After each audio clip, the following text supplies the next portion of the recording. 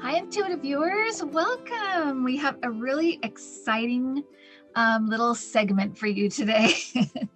I'm going to introduce a couple of wonderful people who are with me today, and you will recognize them because I've had them on my channel before a couple of times or more.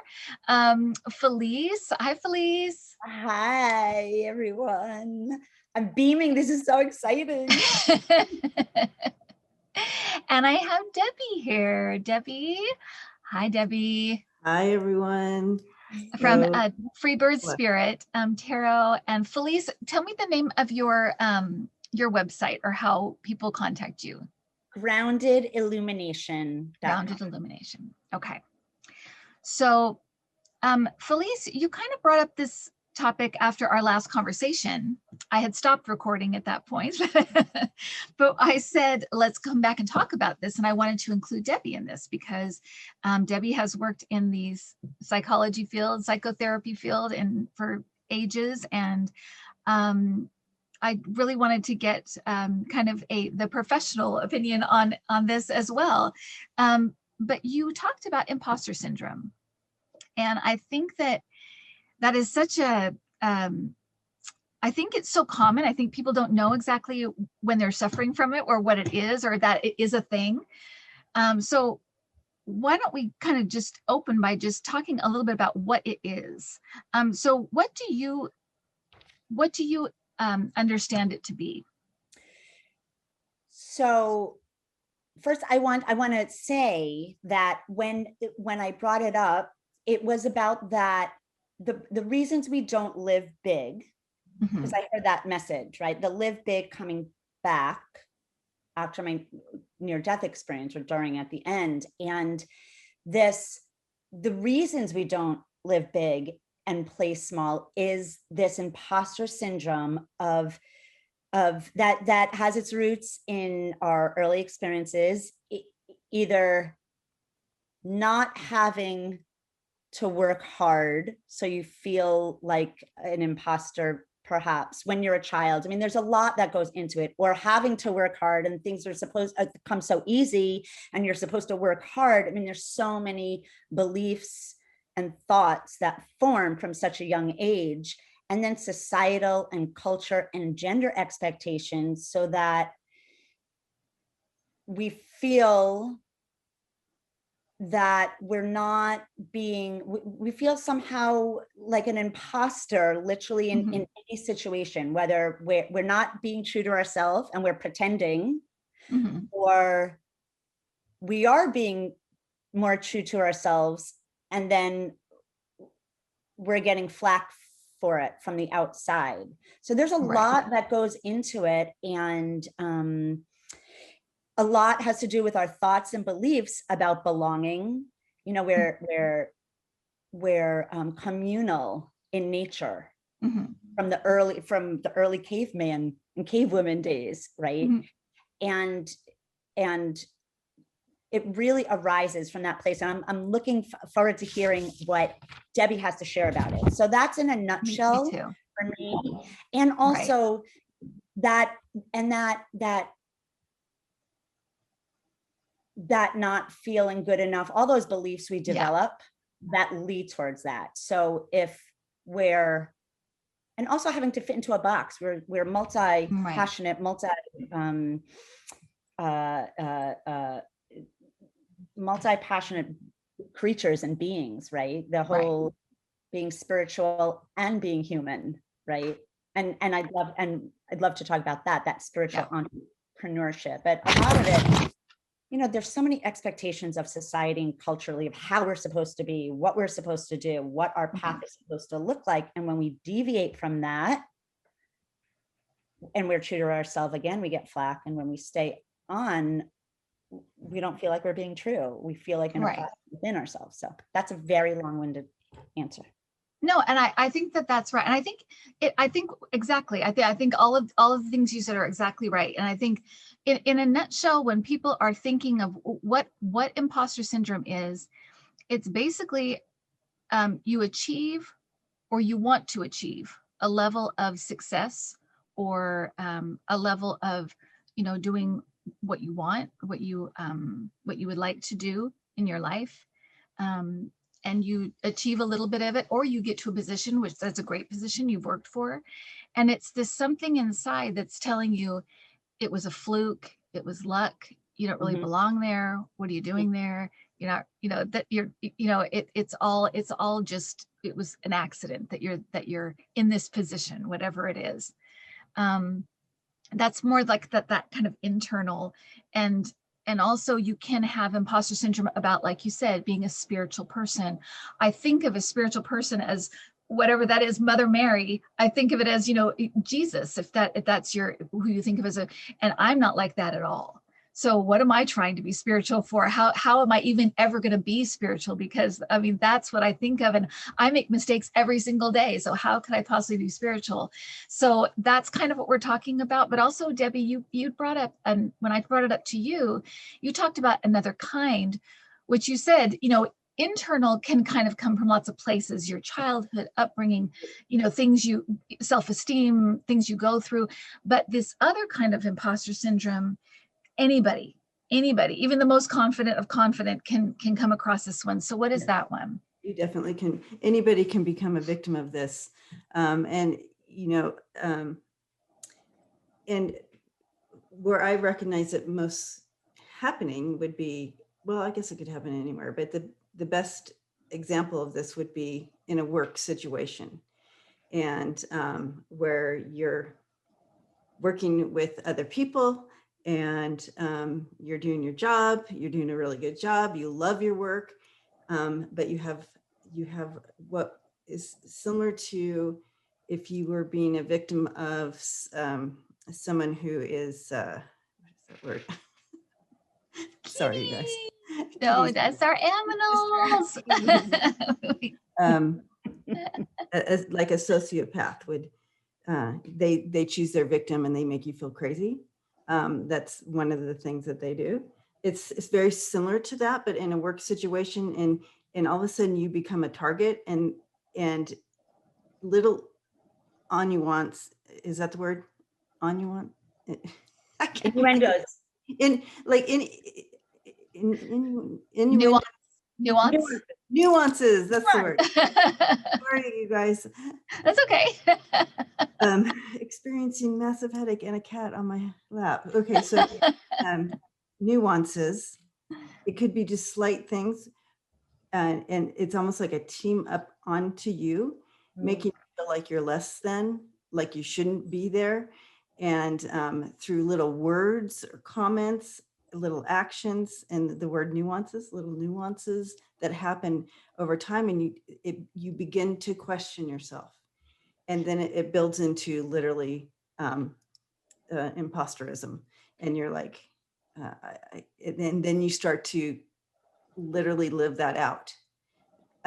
Even if you have a boss saying you're doing such a great job, the people you're working with still doing their little gaslighting, right. And it creates this imposterism, and where you were absolutely totally strong, now you're not, and then it starts to play out in your entire life, like around, not just at work. Debbie, I mean, my instinct would be that this happens to women more than men, but is that true? Are women more prone to both? Actually, yeah. If you're gonna break it down to who gets it I mean, it happens across the board. You're right. Of course, but, yeah. But mostly you would find it actually with Black women being the biggest target. And yeah, internally and externally, both kinds of imposter internally and the one where I'm talking about, like in work and stuff. Yeah, that would be Black women would be the biggest target. Interesting. Yeah. And yet when you say that doesn't surprise me, right? We see that, we've seen it with all of these wonderful, amazing women in Congress and in, being made to feel like, why are you there? You know what I mean? Exactly. So that's playing our vice president. That's playing out on the large screen for us right now. So just break it down into these, little workplaces. and it is huge. It's huge. So yeah, Right. this is something that needs to be talked about and brought to light, brought into the Absolutely. light instead of staying in the We're shadows. bringing it in the light. Yay! We're showing it in the light. And so Felice, imposter syndrome, you know, you heard these words when you were, and for those of you who don't know about your NDE, you can go back and watch the episode where I talked to you about your NDE and hear the whole experience, because it's amazing. But when you came back and when you started to kind of think of these things in a different way, did you recognize imposter syndrome in your life before your experience and after your experience? Did you see it in a different way after your NDE? I Recognize it in a different way? I recognized it. I knew that I was not, I knew that internally I was feeling like I was hiding my true self, right? In a lot of ways, or the things that I was being called to do. I didn't recognize it. I knew there was something, I didn't recognize it as such until I came back and really saw the places where I was still playing small, and it was in such contrast to what I had been intuitively hearing and knowing, yet still in the habit of not doing those things. Does that make sense? So the contrast became bigger with this broader understanding of it all. If that makes sense. And noticing it now where it showed up, you know, in having this conversation when I was teaching, and I had been there for 20 plus years, and I was honored at a dinner, and I was like, oh no, not me. Like, I don't deserve that. Even though I had had this success, there was still that part of me that now I can recognize was some internal beliefs and thoughts and stories that I gave meaning to, and also the experiences that I had where I was judged or not accepted when I was being myself, and so adapted because of that. I mean, there's so much that goes into it, right? Right. The awareness and recognition in this type of imposter syndrome, that, or the type that I'm talking about, the awareness of it and recognition of it,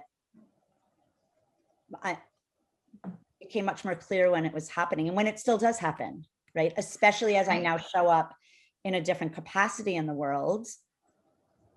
And it can, what I find it really happening is when people are so many of us are now drawn to spirituality in a new way, right? In this more expanded and way, and people developing the inner gifts and their innate abilities, and cultivating those gifts that we all have access to, and feeling somehow that they're an imposter if they show up and talk about these things, depending on who is around them, because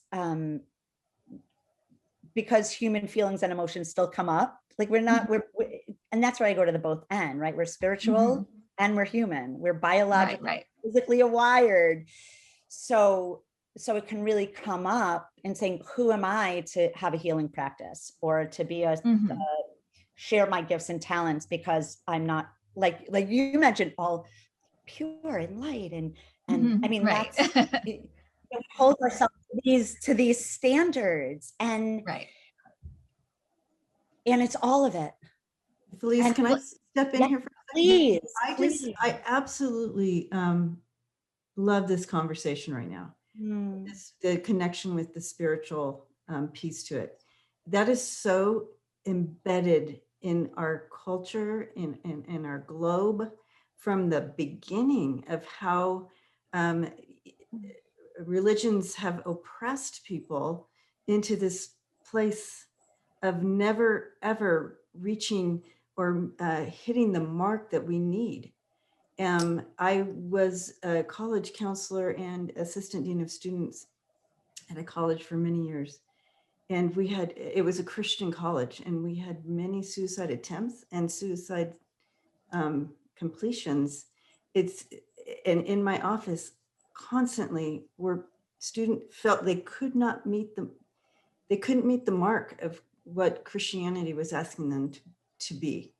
They couldn't meet it. So instead of even, a lot of them, again, they failed, they're going to commit suicide. You know what I mean? So this is a age old problem. So thank you for bringing this in, Felice. Go ahead. Just wanted to add that in there. I just, yeah, thank you. And then you put on really feeling that deeply. Exactly.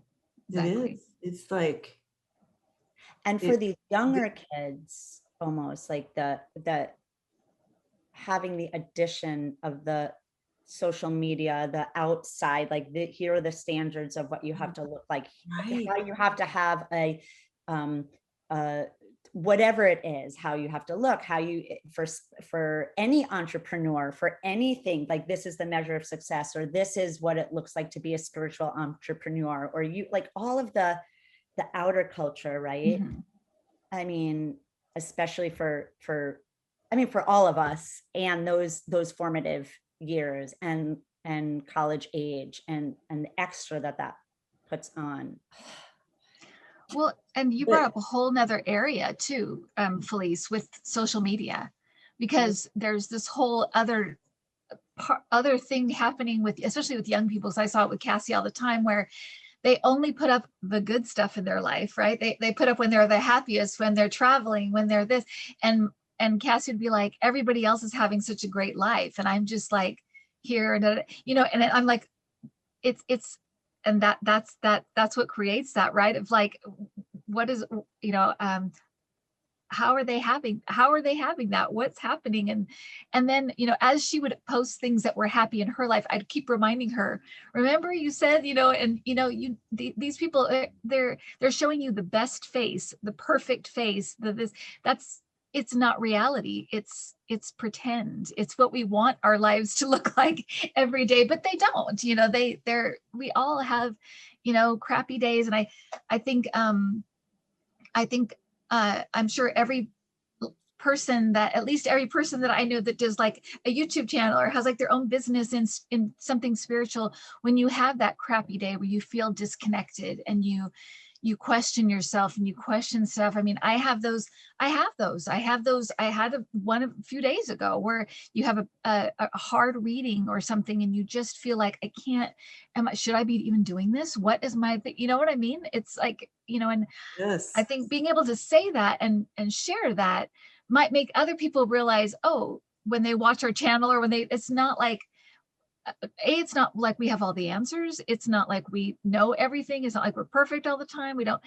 We're just trying to reach into the stuff we are pretty sure about and share them. The things we do know that we've experienced, and share them, and try to lift others up with that. That's really all that's happening here. But Debbie, you were going to say something.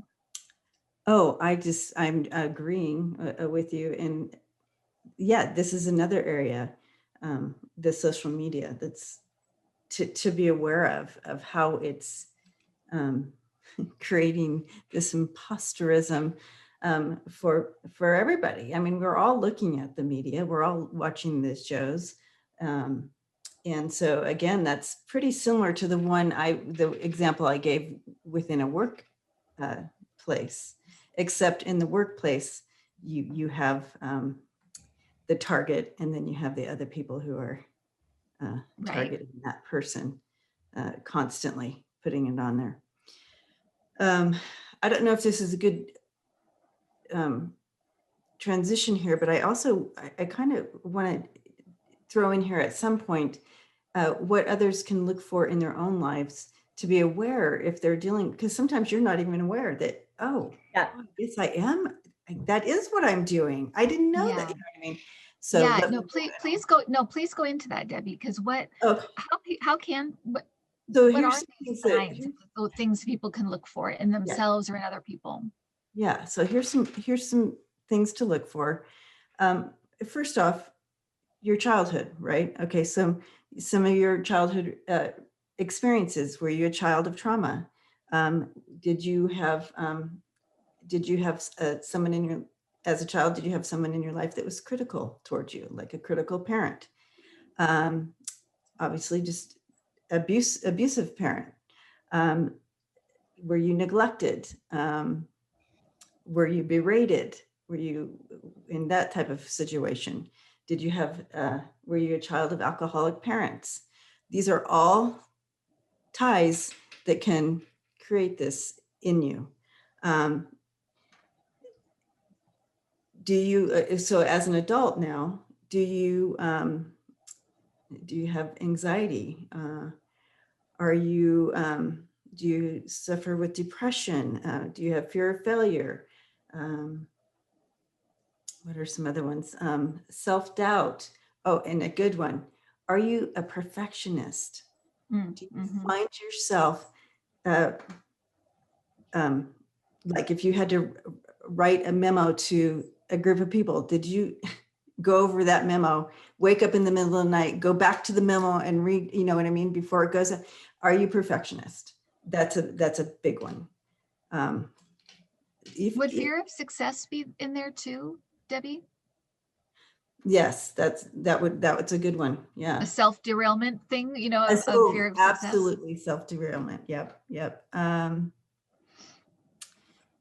Oh, and another one, yeah, that would go under this as well, like stalled projects. Like if you're working and you don't finish it because of this perfectionist piece as well, but also self-sabotage like that. Right. Yeah. Right.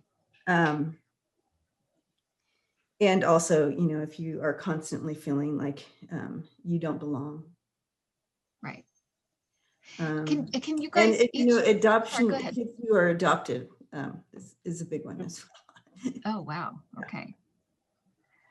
Can you maybe Felice, we'll start with you, and then Debbie, can you share a moment in your life when you had that, when you had imposter syndrome? Maybe at the time you didn't know, or maybe you did, but just to give an example for people so they understand how it may have shown up for them. It can be very insidious, right? It can be very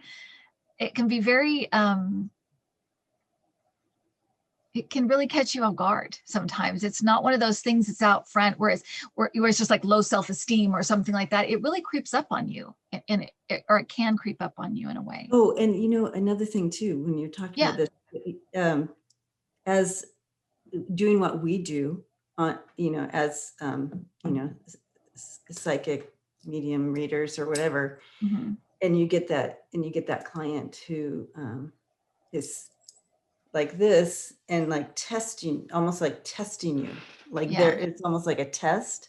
Yeah. If you already dealing with imposterism and stuff, ooh, that'll get you down. That'll derail you for a minute until you can harness that back in. So for all of you readers who are watching, if you have that, that's another sign that this is something to take a look at, so you can learn how to harness it when you recognize it happening. Okay. Yeah, we're gonna. I definitely want to talk about how we deal with it, how we harness it, but just so people understand how it may have shown up in unexpected ways. So, Felice, is there a point when you felt like you had imposter syndrome in your own life? Yes. So for me, I have to share this because it's on my head, and then can I return to that? Of course. Not to loop back around with the spirituality and with the religion that you brought up, Debbie. Yeah. I had this whole hit and could see the so the insidious, like how it goes back and in timelines and ancestral lines, and then we come in. I mean, I just had this. You're like, oh no, mind blown. Without even saying it, just being able to see it, feel it, know it. You know, those moments where it just zip comes to, without words. Yeah. that is like some stuff to talk about and unwrap there. So coming Absolutely. back,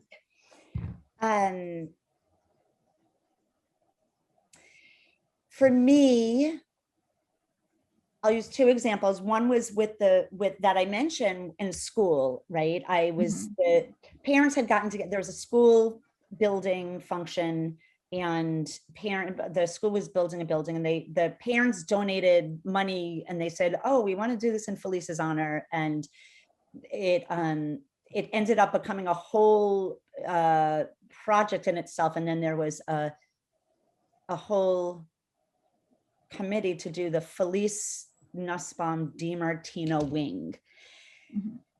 Wow. And yes, and wow, yes. And for me, when they first approached me, it was no, like, who am I to right, accept right. that? No.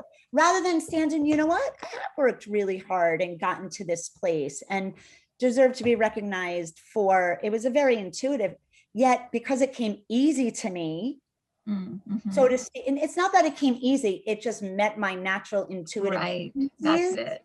I felt undeserving and unworthy of it because I was just being who I was being. Like, I didn't really deserve that honor. So that was huge for me. That was a time I really recognized that shrinking away and almost apologizing, like, oh, like I felt myself being apologetic for it. Like, why me instead of someone else? And so much of the time as women, we do catch, for everyone listening, catch how many times you go to say you're sorry, or how many times you say you're sorry. And if you hear other people say it, I mean, it was like I was walking with that rather than accepting. So now when people say something, I try to say, receive a compliment gracefully, right? If someone offers you something, thank you. Practice, as uncomfortable as that seems, practice it, and high five yourself. You do, right? For those little, even the little wins, that's a whole. And so there was that time. And what I realized is at the opposite, not opposite end, but before that, when I was in high school, I graduated from high school, then college, and I went off to explore the world and made choices that were completely opposite than who everyone had experienced me being. So I felt like I was an imposter when I was in doing the things that I was doing, because I felt like there was more. So I felt like I was kind of going with this crowd, yet I was feeling different. And then when I stepped out and I did the things that I was called to do, there was this judgment. My experience of it was being judged, being rejected, being abandoned. So then in another way, my imposterism came up in my own self-identity, like and what I recognize is so much goes back to that time of well, when I did show up trying to figure out who I was, or off on all these spiritual journeys and the things that are associated with that for me then became about that rejection, that abandonment. So then I was being the imposter again. Well, actually I wasn't, but had I chosen to make certain choices, I would have been being the imposter there. Right. And also within my own self. So there was all that. And at the end, when we talk about what's been helpful or tools to use, that's really helped kind of create space in that situation and more courage to show up as who you truly be in the world, and to take those risks, and to not wait until something traumatic happens to say, oh, like, if not now, when, right? And recognize it's all the ego stuff, and the worry and the fear and I mean, that's what that kind of impostering, right? Rather than the outside, what Debbie was referring to. So. Absolutely. And what about you, Debbie? So to narrow it down, Kim, to narrow that down, This is such a big one for me, and because I feel like pretty much every area of my life I deal with this this imposterism.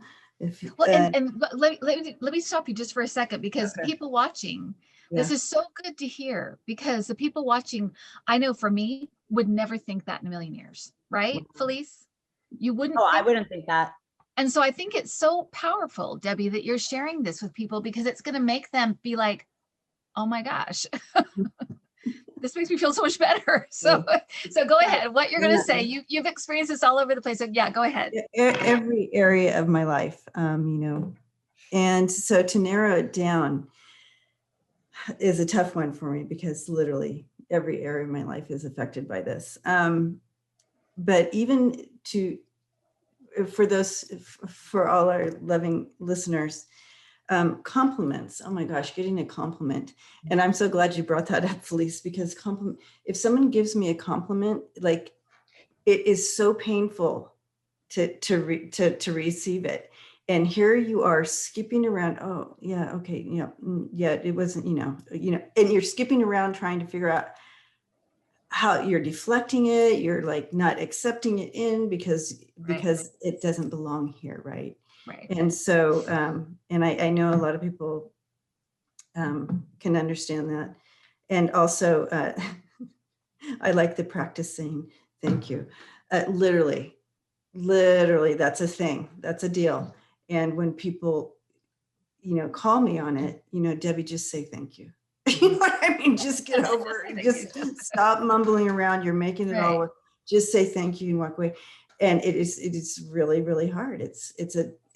That shit's real and hard. So let me, and here's another, because I was taking notes, Felice, when you were saying, I'm like, oh yeah, because it's such in my life that it's kind of hard, like I said, hard to narrow down. So when you're walking down the street, someone bumps into me, I'm saying, I am so sorry. Like I was in the way. That's how much I'm an imposter of even being on this planet. When you're saying sorry to people who are bumping into you. But here's the deal. If I'm walking down the street with my daughter, let's say, and someone bumps into her, I'm like, I would be in their face. I'd be, whoa, you know what I mean? Right. But for me, so I could talk all day. In any job I've ever had, I never felt, I felt like, wow, they're going to knock on the door any time now and say, okay, well, your gig's up because you're not really supposed to be here, right? And so, yeah. Kim, do you have any examples? I've just one, I think it's a good example. I like you have probably had it in every area I've been in, with a modicum where I've kind of built up to a certain amount of success, or a certain amount of good for me kind of thing. I always am in that place. But when I was singing full time, and I had worked from like 19 years old, getting into anything music I could do. I never, asked for money or anything I would just do anything I was asked to do, everywhere I was asked to do it. And when I was 30, I think I was 30. And that was from 19 to 30. I've been doing that in different kinds of bands, different kinds of music. I finally got into audition for this band that had a lot of in the Bay Area, had a lot of notoriety in the Bay Area. They were working all the time. They worked for everybody. And they had an audition spot. And I thought, you know what? I'm just going to go. I don't know what's going to happen, but I'm just going to do it. I went in, they hired me. And for the first 7 months, well, first of all, my first gig was in Hawaii. That was my first gig.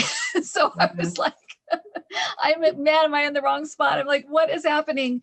But instead of saying, I worked from the time I got out of high school for this, and here I am now. I worked my ass off, people. I worked my ass off. I worked full-time jobs and sang into the middle of the night. I would, go anywhere they asked me to, anything. Instead of saying, I belong here, I paid my dues. I belong here. The first 7 months, I just thought, I'm going to make a mistake. They're going to kick me out. They've made a mistake. They're going to realize they made a mistake, all of these things. So, but then of course, I stayed for like, 7 years or 8 years, and it was great. But I mean, talk about imposter syndrome. And I know that, like you were going to say, Debbie, before, that a lot of famous people do have this. And when I was in that spot, I remember thinking of Judy Garland, because every time she'd walk off stage, she'd say, what if I can't do that again? What if I can't? And that's Judy Garland. She did it her whole life from age 3, and she was, so famous, so beloved. People wouldn't care probably if she came out and did anything, but she suffered from imposter syndrome. But that's what it is. That's what it feels like. And it does drive you a little nuts. Yeah. Einstein as well suffered from that.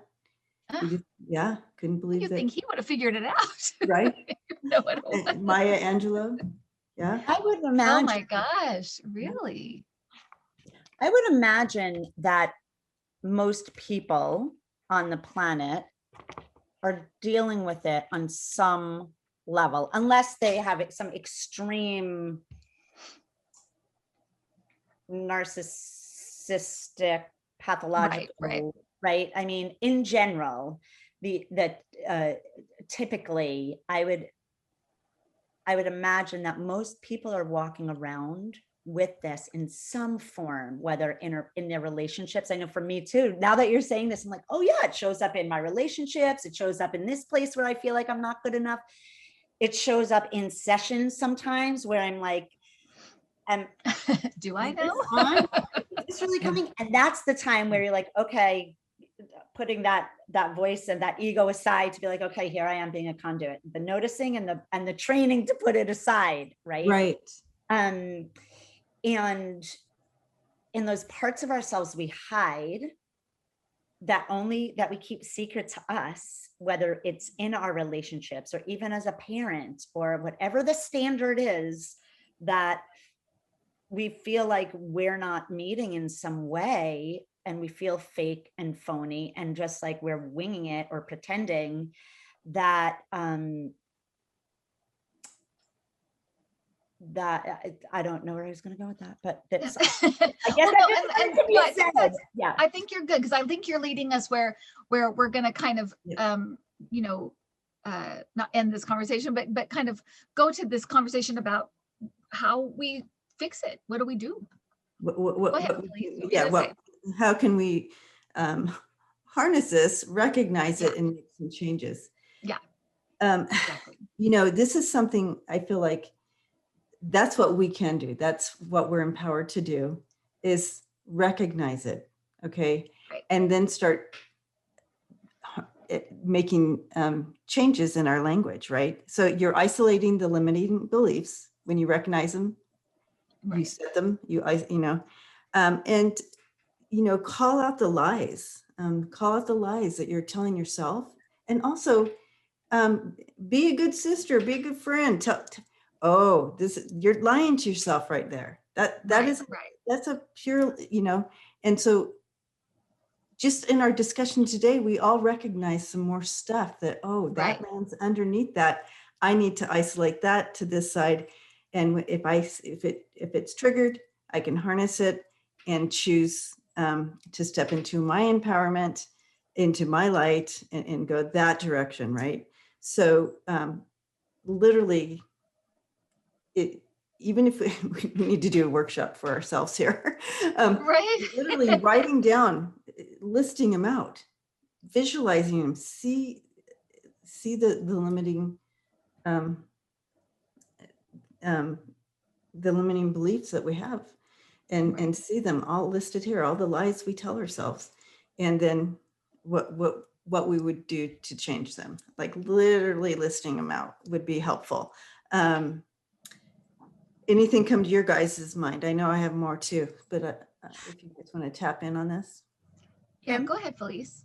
Oh, I was going to ask Debbie, if you have any suggestions for people who are in the situation at work with that type of impostering that comes from others, where yeah, I was, if you had anything to share It's about that. it's very similar. It's recognizing it, because sometimes, see, this happens stealth like, right? This is happening stealth. You don't see it. It's not like in flames or anything like that. It literally is gaslighting. It's just kind of sneaking it in.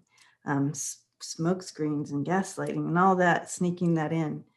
And so pretty much the same. Once you start to recognize and go, hey, I'm doing this, and that's not that, you know, that's a no to that. I am brilliant. I am gifted. So it's changing that language, change the lies into I am brilliant, I am gifted, I am supposed to be, I am meant to be. So just basically changing that language in the moment. So you recognize it happening, bring in that positive and truth into that, whatever it is for you. So if, you know, backing it up, if I'm walking down the street and someone literally bumps into me, you know, I'll go, oh, and wait, and, you know, they can apologize, but I don't need to say anything. They bumped into me. I can be in that spot, you know what I mean? Right. So, so whatever the situation is, just pause and start to recognize these areas. And I feel like that in itself, you're harnessing your power, and then you can start speaking life. I think those are those are such good. I mean, And help your friends out too, Kim. Yeah, help your friends out, you guys. Tell them how brilliant they are. Tell them how wonderful they are. Tell them how gifted they are. Continue to speak those types of things into your friends and family, and because the world tells us all day long the other, right? Right. So that's how you can love and help others that are trying to address this imposterism. And I think one thing that I noticed that helped me a lot, and I think it is hopefully a good suggestion for other people, is to stop comparisons.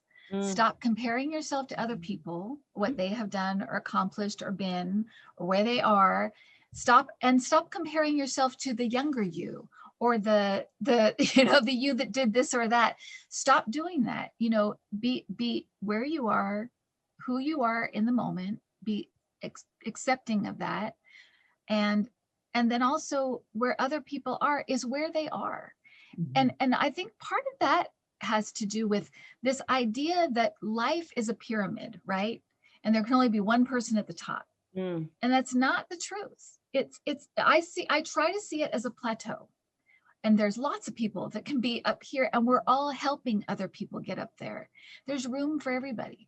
It doesn't, I think for you and I, Debbie, because we're on YouTube, and there's so many, you know, YouTube psychics, and they're all amazing. I mean, amazing. And then you get into the stuff where like this person has this many viewers, this one has this many viewers, all the subscribers have, right? You get into that stuff. So there's all these like measurements as well of telling like, you're not as good as this person over here because they've got this many.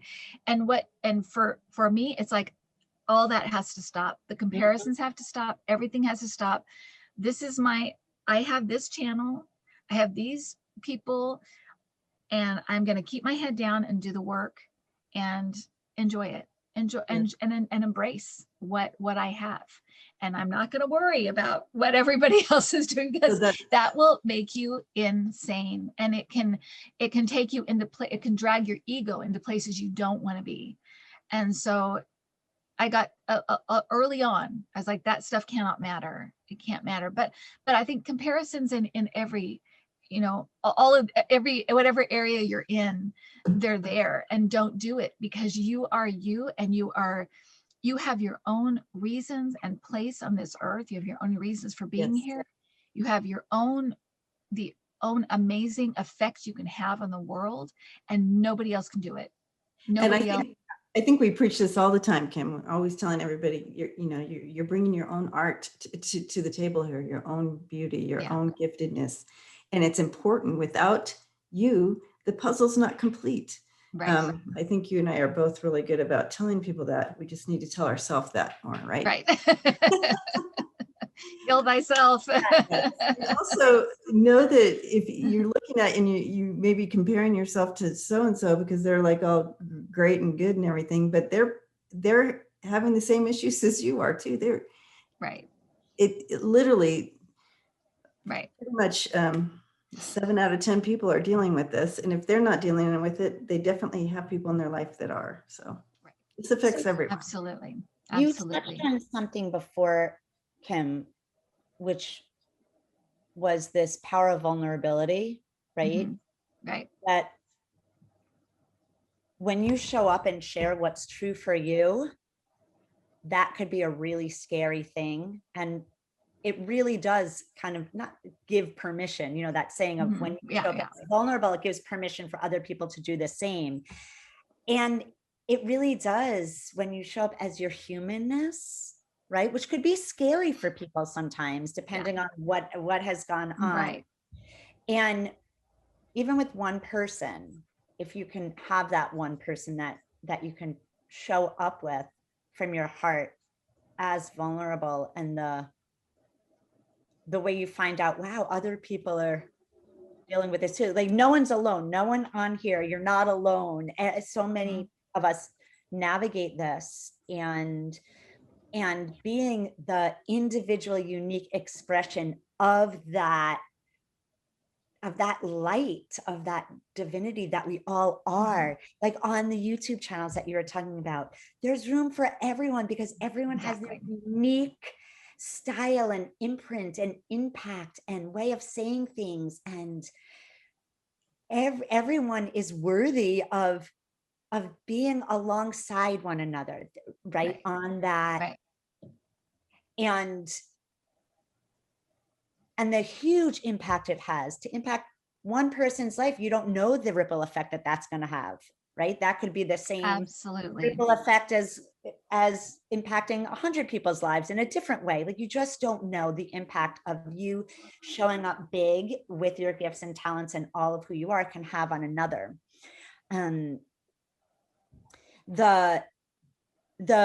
I loved all of the affirmations you offered and the way we speak to ourselves, because I am in itself is such a powerful statement. I am, right? Also, always nevers, right? If something's going on. So everyone watching, you know, a lot of it, it's mindset, it's patterns, it's routines, and the awareness and paying attention to the stories we tell ourselves, the meaning we give to things out of things that happen, right? Like we're meaning making machines, something happens and we have it make up a whole story about us when it could not be true. It's our perception of it. There's a lot of deep work people could do, inner child work, you know, all of those things that go into the awareness of it and being kind and where it all comes from. And without diving in there necessarily, the I am, the practicing boundaries, I think is huge for people. Because oftentimes we don't practice boundaries and we have this internal dialogue going on, and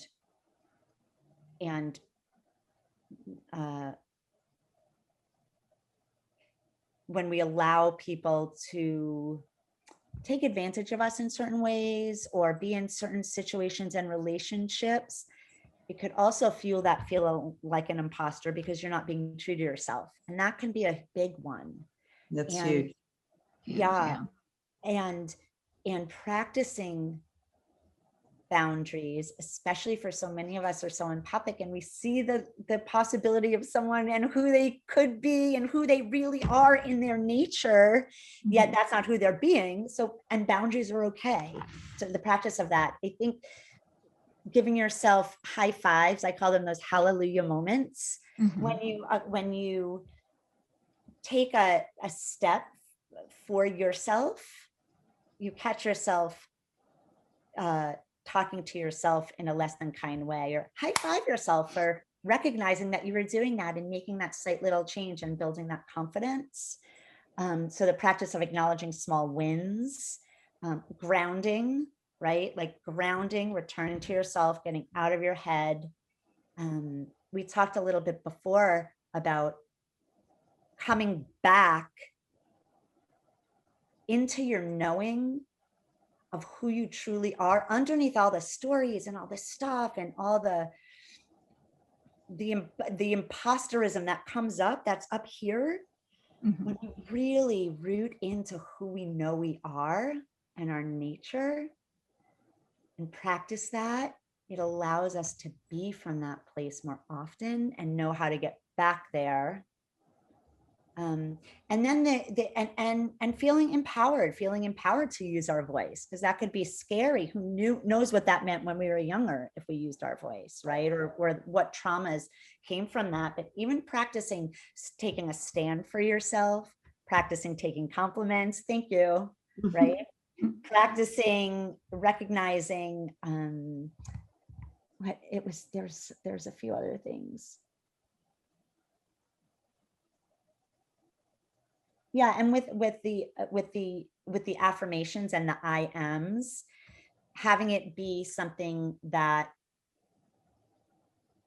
if someone listening here is feeling like they're an imposter always, not always, I use that word, if their imposterism comes up a lot, the practice of I am affirmations that you could wrap your head around and believe, right? Not I am confident and strong. If you're not really feeling that way, it's every day I am becoming more and more confident and strong. Like that, every day you're giving yourself some grace rather than say the thing you don't believe. So those were a few of the things I wanted to share. And I also share this from this book. Yeah. Okay. So I was at this conference. I had mentioned to both Debbie and Kim and to both of you that I was at this conference, Women and the Art of Risk, and how imposterism comes up for everyone, in touching on what you shared before. And mostly women, mostly Black women, right? And acknowledging that. And for whomever it comes up for, this Women and the Art of Risk and this Secret Thoughts of Successful Women, that's a book all about imposter syndrome. And this is what the author wrote: Felice, the only way to stop feeling like an imposter is to stop thinking like an imposter. Remember, everyone loses when bright people play small. Keep going. And it's really true to honor your unique light that lives inside of you and practice shining it just a little bit bigger. Even doing something kind for someone at the supermarket makes you feel good. It gives you confidence. It lets you know you're having an impact in the world. Those small little things that we can start to show up with. And in the areas of our life where it does feel scary, especially in this realm, saying the thing. I was talking to a client last week, and I remember when I started honing these declares more, and when I came back and making sense of all that was going on, and doing a reading for someone and seeing, what did I say? A small white dog. I don't know, the picture just popped in my head, and I was like, okay, I second guessed myself, right? We second guess ourselves all the time, like, what is going on? And to share it and say it, because you don't know how it's going to land for the other person, right? And so to go back to the basics of remembering that, it can be really helpful. Right. So, and I just wanted to tap in here as well. When I was speaking about, you were asking about, well, who is affected by this, the most, and statistically, it would be Black women in the workplace, and that comes from a systemic issue that we're facing. So that's where I got that statistic.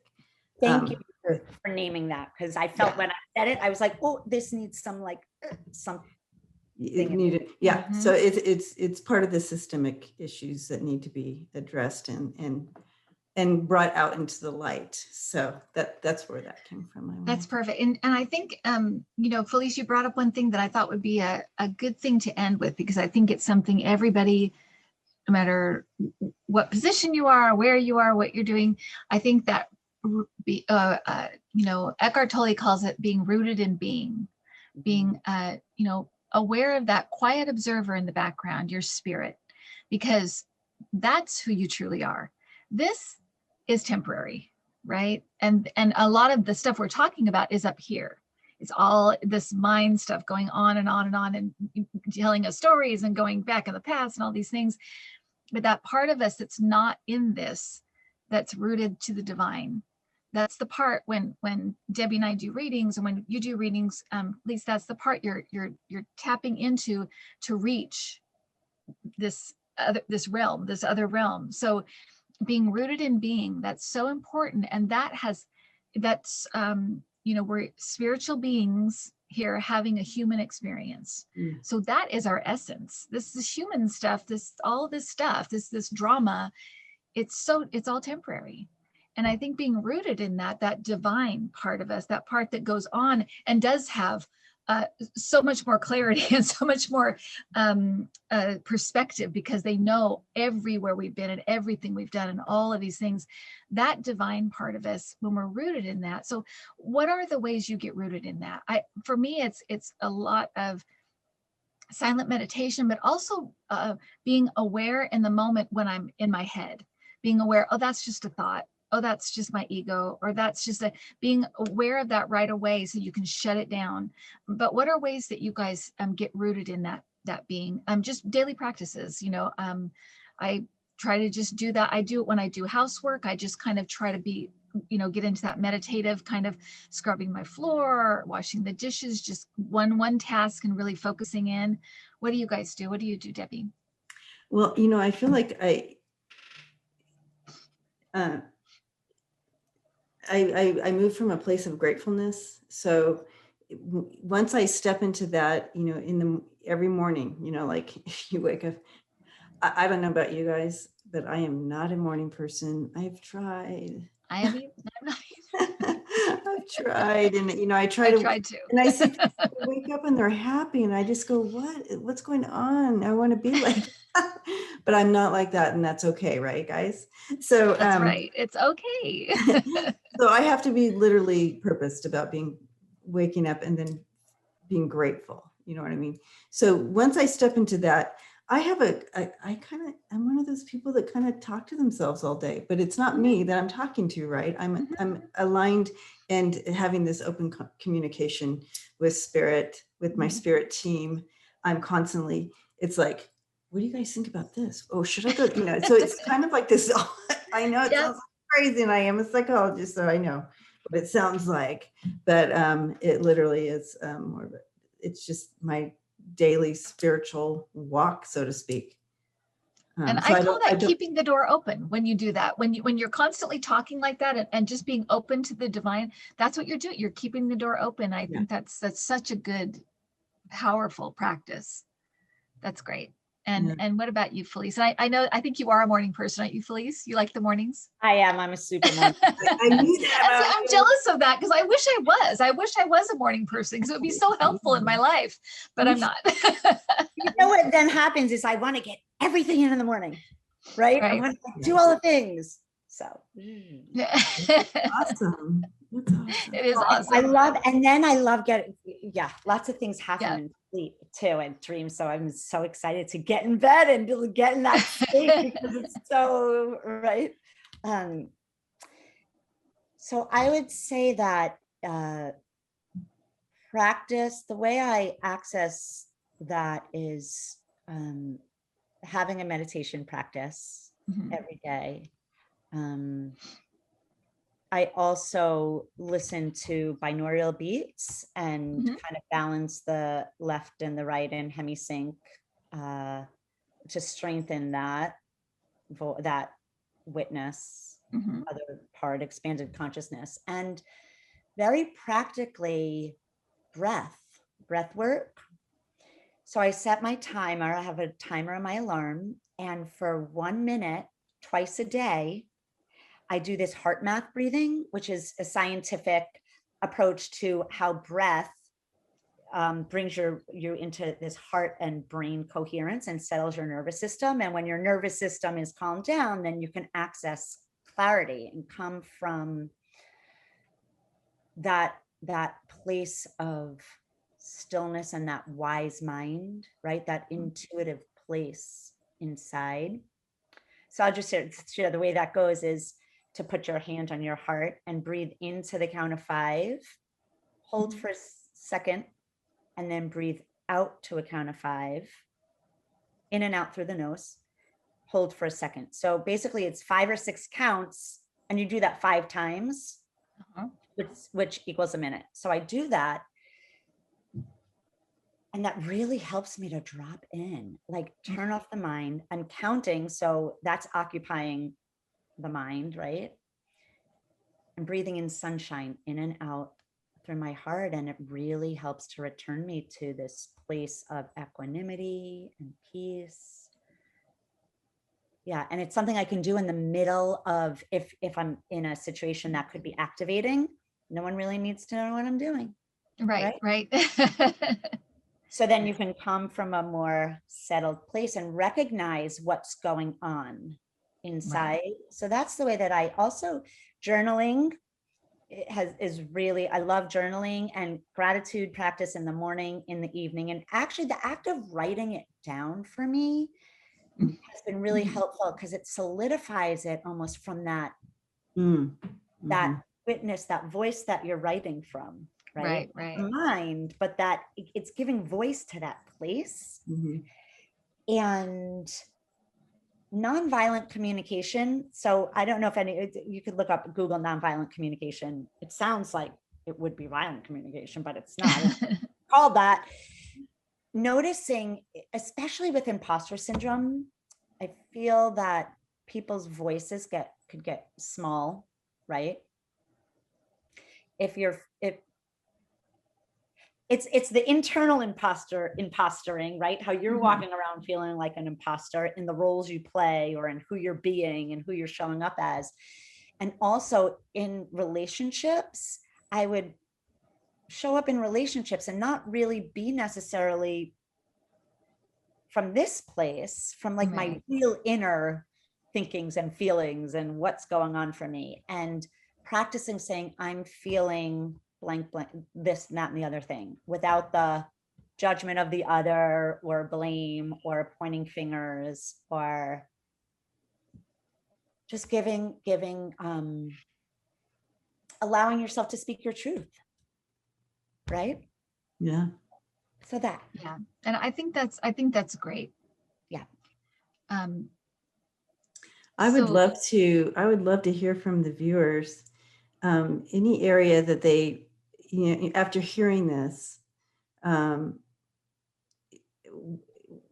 what stood out to them, that what triggered them thinking, oh, here's an area, and and I'm going to call out the lie in that, and how am I going, at what truth am I going to put to that? Yeah. Love to hear from the viewers. I would too. I think that's such a good, that's such a good point, Debbie, because I bet we're gonna, I just know, the viewers they're always so willing to share, yes. So I can't wait to see what the comments say and what other people have experienced. But I want to thank Felice. I want to thank you for bringing this topic up and wanting to talk about it. I think it's so valuable. I think so many people will I got so much out of this, so I hope other people will as well. And thank you, Debbie, for showing up and helping us, figure this out and talk about it in a clinical way too, because it's a thing. It's a real thing. It's a thing. The thing. All right. Thank you, lovely ladies. You're both, just amazing women. And I just appreciate what you guys bring to the table. And that's what I'm going to say. So, all right, guys, thank you for coming. Thank you for hanging out with us. And we will talk to you another time. Okay, bye. Bye.